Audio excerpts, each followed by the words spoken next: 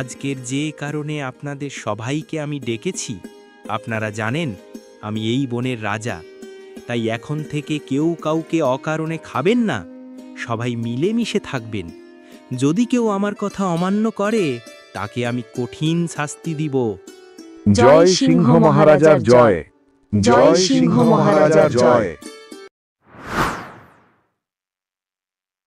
একদিন মুরগি জঙ্গলে ঘুরছিল। হঠাৎ শেয়াল মুরগিকে দূর থেকে দেখে ফেলে এবং মনে মনে খুশি হয়। এ বাবা, এ দিহি এক কচি মুরগি, খেতে যা স্বাদ লাগবে না ভেবেই জিভে জল এসে যায়। ওদিকে শালার বেটা সিংহ কাউকে নাকি হত্যা করলে সে শাস্তি দিবে। বললেই হলো, যে করেই হোক মুরগিকে খেতে হবে। এই বলে শেয়াল প্রস্তুত হয়ে সঙ্গে সঙ্গে দৌড় দিল এবং মুরগির সামনে গিয়ে দাঁড়াল। হি হি হি, কে রে তুই টুকটুকি? 1 মাস ধরে তোর মতো টুকটুকির দেখাই মেলে না। যাক, অনেক দিন পর আজ আমার ভোজ হবে। আমাকে খেও না শিয়াল ভাই, আমার ছোট ছোট 2টা বাচ্চা আছে। আমাকে খেয়ে ফেললে ওরা খাবার না খেতে পেরে মারা যাবে শিয়াল ভাই। তাছাড়া তুমি রাজার আদেশ ভুলে গেলে। তোর সন্তান মারা যাবে তাতে কার কি ছেড়া যাবে? আর তোর রাজা গোনার টাইম আছে?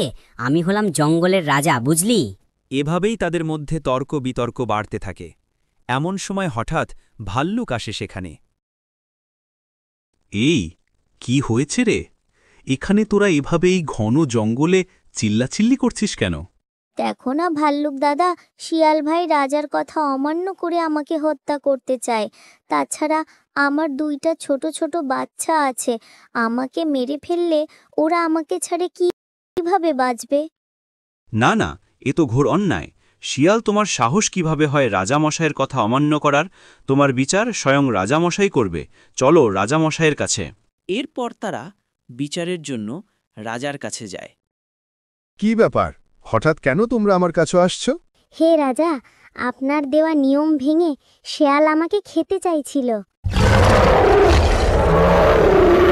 শিয়াল, তুমি আমার কথায় অমান্য করার সাহস পেলে কই? এ মানে আমার ভুল হয়ে গেছে মহারাজ। আমাকে ক্ষমা করে দিন, আর কখনো হবে না। তুমি ভালো করেই জানো যে আমার কাছে অন্যায়ের কোনো ক্ষমা নাই। তুমি তোমার পাপের জন্য শাস্তি পাবে।